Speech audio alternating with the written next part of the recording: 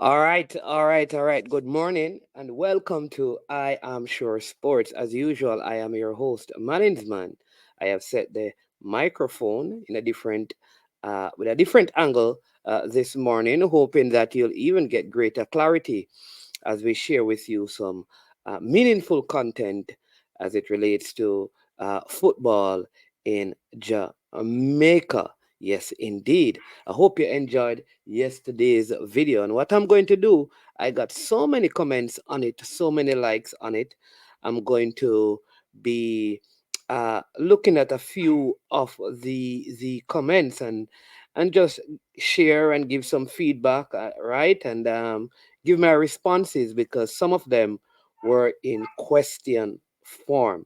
So thanks to everyone who subscribed yesterday for the first time, everyone who liked the video, everyone who shared the video. Good one.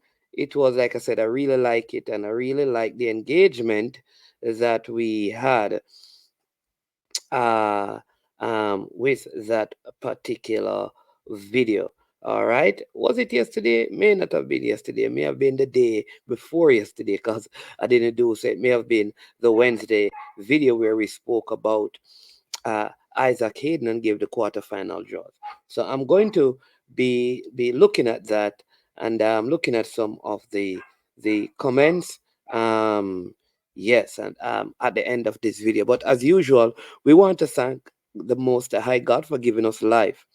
I'm always so grateful for the breath in my lungs, that I have the ability to see and to hear, to walk and to talk and to just do meaningful things in life. I thank God for the blessings upon my family. I don't have all the things I need in this life, but I have life. And I'm so grateful. I hope you have an attitude of gratefulness as you go out today and integrate with society. Life is not always easy. You don't get the best things thrown at you, but many times you can take even the bad things that life throws at you and turn them into meaningful things. You don't control a lot of things that happen to you, but what you do control is how you respond to the things that happens to you. So choose to respond in a God-fearing, God-loving way, for if God is for you, then who can be against you? Want you to know this morning that you can do all things through Christ. Very important. Through Christ. Not in our own ability or in our own strength, but through Christ who strengthens us. Want to encourage you that no matter how depressed or despondent you may feel, always know that there are more for you than there are against you. Hope in God. Hope in God. It's a hope that is from everlasting to everlasting, and it never disappoints. Hope in God. All right. Now, let's get into the meat of the matter. Some of you have heard by now that Isaac Hayden is in Jamaica, which is so important because the window, in terms of the international window, closes. So the fact that he's here is significant because he's a registered Newcastle player. So I don't know if that means that he's going to go back to play, or he's not getting playing time, or he's injured, or he's thinking about a move and needs some football. But he's here doing his paperwork, which I really believe that is always a better way of getting um, naturalized and then getting your passport by doing it here in Jamaica. I think the difference he has is that his father is a born Jamaican, and that makes it easier. So that means he is not dependent on grandparents or great grandparents. And that's important to note. When the father is an immediate Jamaican, it makes the process easier. Then the child with all the father's documentation can come to Jamaica, and that can be done in like a couple of days, like 3 days. Once you connect with the general manager at the Jamaica Football Federation, Mr. Roy Simpson, he will be able to help you with that. Of course, I could, but there is order to how things ought to be done, and that is his portfolio. So that is what he's able to help players with, especially the ones who, like I said, their fathers are immediate Jamaicans. It makes the process a whole lot easier, and it makes it quicker. Also, understand that there is a breakthrough with Devontae Cole. Devontae Cole would have started his paperwork from early in Hal Grimson's reign as coach of the Jamaica senior men's national team. And it just never materialized for different reasons. And I think some of it would have been frustration on the player's side. And so it has been resurrected, for use of a better word, resurrected. And he's an ex player that could be available to the coach in November as well. Of course, you have Mikel Antonio, who will miss the first leg but will still be obviously a part of the squad once he is in full fitness. You have Shamar Nicholson and you have Romario Williams, who will be contending for positions. And now you have a Devontae Devontae Cole, sorry, Devontae Cole, not Devontae Campbell, that plays for Mount Pleasant. Cole, right? He plays over there in England. So he is now on the brink of also being cleared, receiving his requisite documentation to be available to the coach for selection. Now, it is important that you note that players getting their Jamaican passport is not automatic inclusion in a Jamaican squad. That is within the ambit of the coach. And unless the coach wants the player, then the player will not be selected. So we can have players process as much documentation and get all the necessary things. But at the end of the day, the coach has the final say on those who are selected for his team. All right, critical to understand that. So one of the things that I was asking this, like, who is the head of recruitment at the JFF? And I think this is, as it relates to the senior team. Now, there is no recruiting department, as I know, and this is just as I know, and from what I have seen, there's no recruiting department at the Jamaica Football Federation. There's no head of recruiting as it relates to international players at the senior level. What you have is that you have some local scouts in different regions that find younger players for the TDS program that is now being operated at the Captain Horace Burrell Center. That's where we found that under 15 U team from, and some of the under 17 local players would have been scouted. But at the senior level, there is no assigned scout or recruiter, right? At the senior level. Now, is this something that should be implemented? I think there could be a designated recruiting operation for the senior team.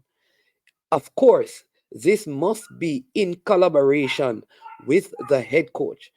We cannot want a coach to have full autonomy over the team and have persons who are recruiting players to play for the team because you don't know that the coach needs them.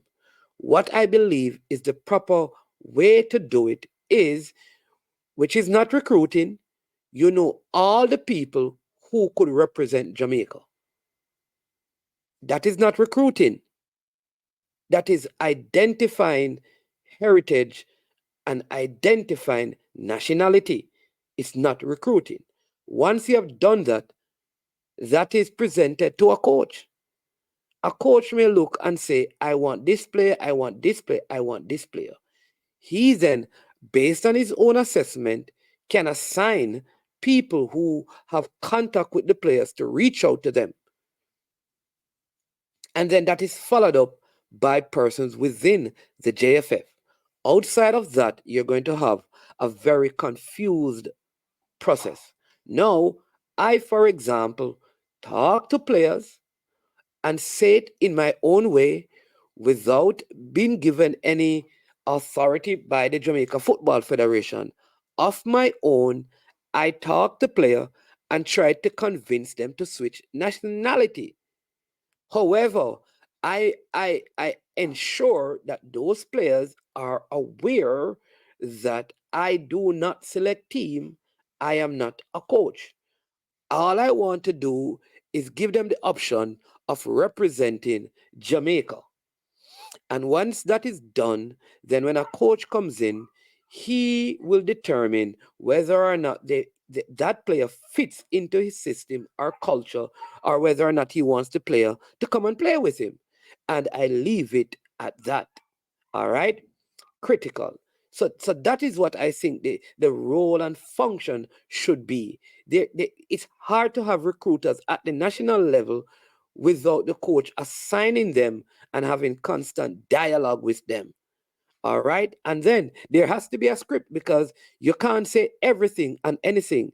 So you will have to be guided by the head organization or federation as to what you communicate in the recruitment process. Now, as an independent Jamaican, like I am, every person who talks to footballers can influence them to come and represent Jamaica. We call that recruiting, and we call ourselves recruiter. But it doesn't say we are doing it under the auspices of the Jamaica Football Federation because you don't need to. I don't need to operate under the auspices of the Jamaica Football Federation to tell a player that I meet in Delaware that he can represent Jamaica. I don't. I don't. Because they may not even want to look at the player. So I can just do it as an independent Jamaican. And that I must clarify. And don't give persons or players the impression that I'm a representative of a federation that I'm not. I'm representing Jamaica. I am a Jamaican. I understand you are a Jamaican. And I would appreciate if you come and represent Jamaica. And whatever language I use and however I phrase it, depending on my relationship with the person. I have told my cousin that you're wasting your time trying to wait to play for that country. You should come and play for this country. I've told a cousin of mine that because he's my cousin and we relate that way. But a next player I can't. All right, so just wanted to touch on that to kind of give a little bit of clarity and direction where that is concerned because anyone can talk. You cannot stop people from talking to the people that they have a relationship with about playing for a club or a country. You can't stop them. You can't. They're free to do that. But what happens after that is up to you, the leadership of the football. All right. I've also heard about the stadium upgrade. I think it's a very good thing. It's going to be smack in the important part, not this stage of the World Cup campaign that we're going to get back into in 2025, but in the final stages, that's when the majority of the stadium work will be done, when the capacity will be changed, when they're going to need crowd support. Now, I think they need to begin to do better work at the Montego Bay Sports Complex, the Catherine Hall, out there in Catherine Hall, to try to upgrade it with proper lighting of international standard, better seating. And even if it is the capacity that is there, I think that would be good, right? Manage the parking because the parking down there is not ample as well. Work on those things because that may be the place where you have to play the games depending on the work that is happening. It's also not the best place, in my humble opinion, because you're still far away from the action. And part of what we want to do is to get closer to the action on the field. It's closer than the distance at the National Stadium, but it's still far. I personally believe that the Trelawney Multipurpose Stadium is a better venue in terms of location, in terms of access, in terms of parking.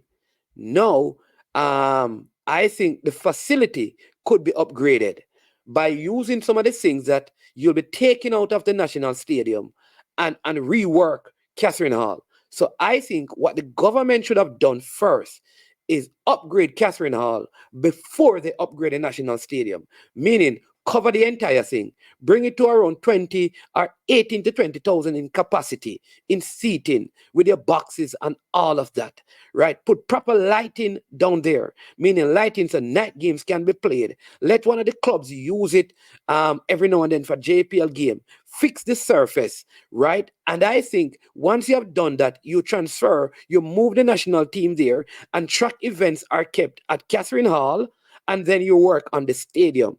I think it is not the best idea to have no alternative venue and then you go upgrade the national stadium. I think this could backfire in the World Cup campaign.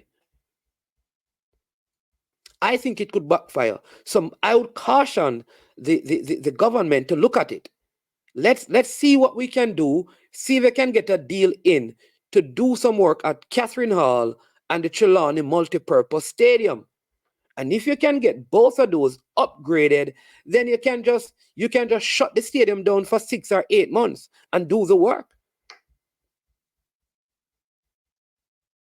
But anything can happen in the middle of construction.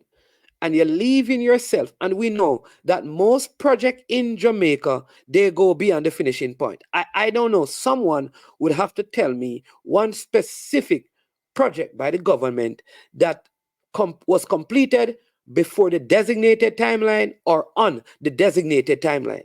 Most of these things have overruns, meaning they go longer than they're supposed to, cost more than they're supposed to, and they throw off a lot of things. But I'm no expert in the field. I just out of dialogue and thinking, I think it is something that should be considered. Upgrade Catherine Hall, upgrade Trelawney Multipurpose Stadium, and then once you have done that, then you get to the National Stadium. Like if you're going to change the lights, transfer the lights to those two venues and upgrade the light in there. Ensure that you have pinions so you can do VAR and all of those things in those stadiums, because we don't want to fix the stadium and then overuse the stadium anyways, and then it gets back to where it was. This stadium is going to suffer significantly in December after that concert. If all things are right, then the amount of persons that are going to turn up for the big concert there that they're planning on having for this entertainer that was recently freed is going to cause have a serious impact on the surface itself, which means you're eliminating any friendlies from the female team or the male team there between December and January. Right. Good thing that the national team don't really have an official fixtures at the venue. But I don't think it is the best thing to do. And I've also heard that part of the plan of upgrading the stadium is to create uh uh make it into more of an entertainment hub. So you do that under surface problems. So upgrade Catherine Hall, upgrade Trelawney Multi-Purpose Stadium. All right. Hope you're enjoying the content so far. Listen, I have to stop here and ask you: have you hit the like button yet? Have you subscribed? Have you shared? You have to do that, right? You have to do that. I'm going to do a live for you this Friday. Important, but you have to hit this like. I'm going to do the live once I've seen 100 likes on this video. So let's work with it, right? 100 likes on this video, then we do the live. 100 likes minimum on this particular video.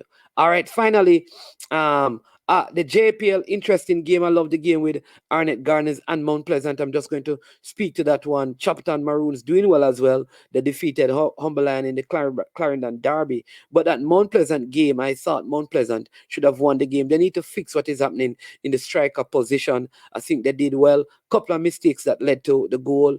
Shaquan Davis and Fitzroy Cummins having a little fumble double that led to the goal, but they had more than enough opportunities to win this game. I don't think Arnett Gardens look like a team that can compete for the title. There's something that needs to be fixed with Arnett Gardens. They are poor in transition defense, very, very poor, and they weren't creating a lot of opportunities as well. I mean, Mount Pleasant was knocking the ball around on them. This is not what I'm accustomed to with Arnett Gardens, and I've been seeing this. They concede goal in almost every game. Their defense leak like a straw basket carrying water. So fix that, Mr. Xavier Gilbert. No, schoolboy football. Of course, Manny's was defeated by Manchester by a goal to nil. All right. So Manny's has a team that has their under 16 team that won under 16 All Island Championship, and they have Javin Williams on it, who is in his last year at Manning. So all the players have like 2 years left at the school. So if they are going to win Manning the Costa Cup, it would be probably in the final year if the school can somehow keep the group together and bring a couple of the under 14 players who went to the finals as well at the under 14 level. So by that time, they would have been coming out of their final year of under 16 in 2 years' time. All right. So that means you have you would have like right now you have around 18 players would have been in the system for 3 to 4 years. And then you have some ones who are coming in their second or third year. That is a kind of team. Older players, better physically built, who are ready to win. I think right now it's very difficult given their physical conditioning and size. However, they should not have lost to Manchester. No excuses. Should not have. They said it was a physical game. I was not there. And the Manchester players were big and the Manchester players are little. Not an excuse. Not an excuse. I saw Campion with a young team a few years ago doing well in the second round stages. So managers has to look at its technical department as well. I'm saying that because this is the point I'm leading to. Record has shown that Manning and the Costa Cup has a greater percentage of the teams with the highest age range in their squad winning them. In other words, older players win the competition on most occasions. That means the team that have the most 19 years old and 18 years old stand to win. Clarendon College, for example, was one of those schools. They had players who were so old they could not play under 20. So they were unbeatable basically in schoolboy football last season. Glenmuir has a great balance of older players. Dintle have older players. Port Antonio has older players. Manchester have some older players, right? So when you look at the teams, you're going the Manning Cup is the same thing. The teams with the older players. Now, I know some of you are going to say, madness that because young teams win, under 16 teams can win it, under 14 teams can win it. I hear you. My question is, how often does that happen? Look at the Charlie Smith team that dominated. Everyone, they had older players. When the Kevin Pelle, Wilson, the Bunzi. You go to the Russell's teams with the Fogarty and those guys, and Ainsworth Carr and Socrates Christie, they had older players. You just go and check the history. You check the Tivoli team. They had older players who had been in the system for several years, were in their final year of school. You check the JC teams that have dominated. They had the average age range of the team was in the 18 to 19. That doesn't mean they don't have 16 and 15-year-old because all teams try to integrate young talented players, but the majority of their squad are at the older ages. That is why schools like the Noon used to struggle in their days because they never had sixth form. Because schools that had the sixth form program were better able to now have players staying in the school longer and playing football. And so that is what is happening in schoolboy football. If you're not able as a school to keep all your players in your school, meaning they don't get transferred to other schools, but they stay there up until upper six, right? I mean, good team because if you have Rocks footballer, it don't matter if they are 19 or 16. I'm talking the teams that have good players but are not winning.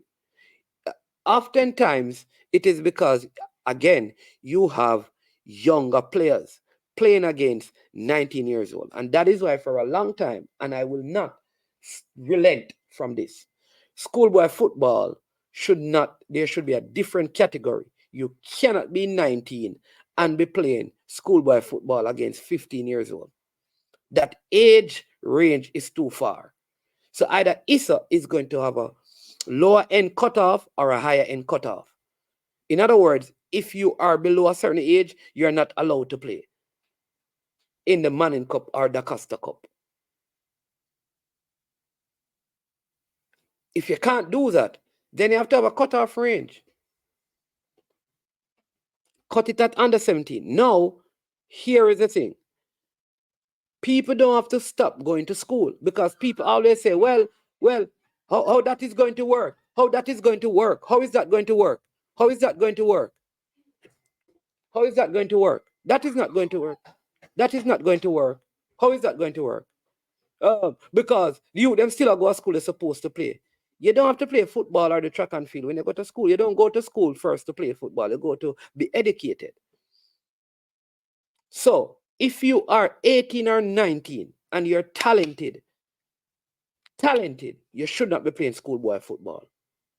If you want to play football, you should not be playing schoolboy football. Find a tier 2, tier 1 team in the Premier League, play in the Premier League or tier 1. But you should not be playing schoolboy football.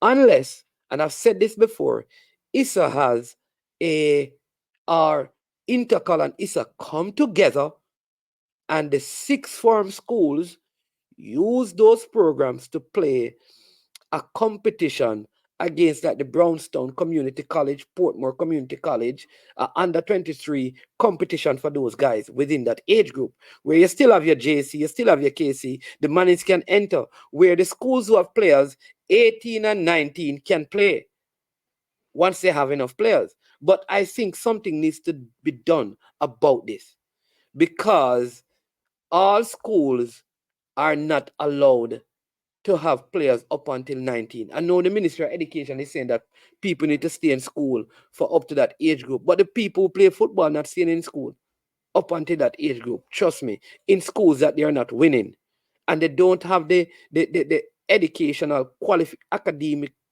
qualifications to move on to other schools.